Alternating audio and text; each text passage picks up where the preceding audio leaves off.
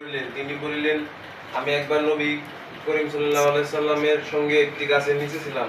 তিনি ওই গাছের একটি শুকনা ডাল ধরিয়া এমনভাবে নাড়া দিলেন যে উহার পাতাগুলি ঝরিয়া পড়িল। তারপর তিনি আমাকে বলিলেন, হে সালমান, তুমি জিজ্ঞাসা করিতেছ না কেন আমি এরূপ করিলাম? আমি বলিলাম, বলুন, কেন আপনি এরূপ করিলেন?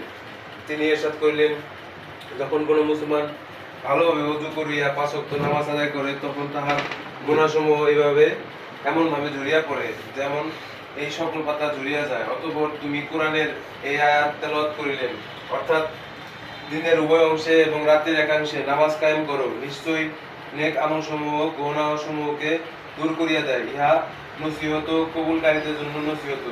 ফায়দা: হযরত সালমান রাদিয়াল্লাহু তাআলা আনহু যে আমল করিয়া দেখাইলেন, উহা সাহাবায়ে কেরাম রাদিয়াল্লাহু আনহুমদের নবী করিম সাল্লাল্লাহু আলাইহি সাল্লামের প্রতি ইশক ও মহব্বতের সামান্যতম নমুনা মাত্র। যখন কাহারও সহিত মহব্বত হয়, তখন তাহার প্রতিটি আচরণ ভালো লাগে এবং প্রতিটি কাজ ওইভাবে করিতে ইচ্ছা হয় যেভাবে প্রিয় ব্যক্তিকে করিতে দেখে।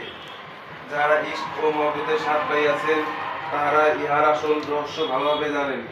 তদ্রূপ সাহাবায়ে কেরাম রাদিয়াল্লাহু তাআলা আনহু নবী করিম সাল্লাল্লাহু আলাইহি সাল্লামের পবিত্র ইরশাদসমূহ বর্ণনাকালে অধিকাংশ ক্ষেত্রে ওই সমস্ত আচরণসমূহ নকল করিতেন, যাহা হুজুর